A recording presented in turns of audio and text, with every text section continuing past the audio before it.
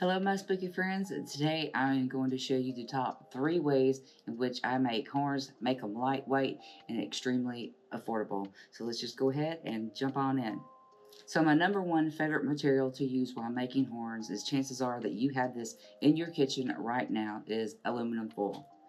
And when you see me using aluminum foil, you see me gather this and just scrunch it up and then carry it into the shape that I want, being sure that they look the opposite, so left and right. But you're also saying, how do I put these on? What do I use to secure them?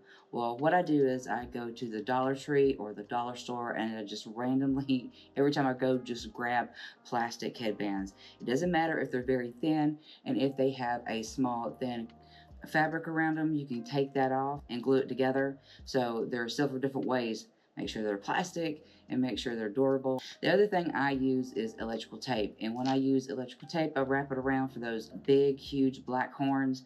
And with that, you can add ties and strings around it, as you see this look here. It's a good way to have fun and to make them as big as you want and keep it lightweight. I also recommend that it's only one coat around the horns, because you keep wrapping around and around and around, double or triple, that will get a slightly heavier, so that might be an issue.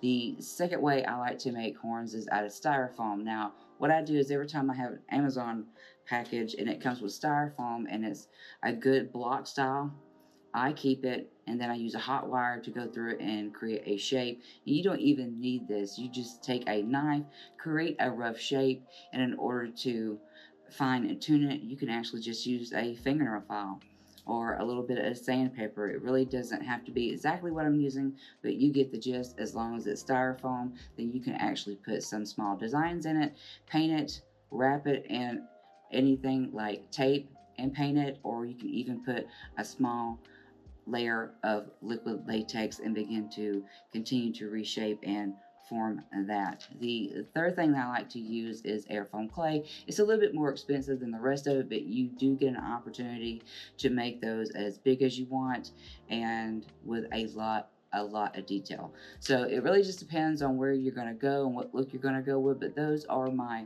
top 3. I hope you enjoyed it. Let me know what you're going to create out of one of these methods, and I'll see you guys next time. Bye.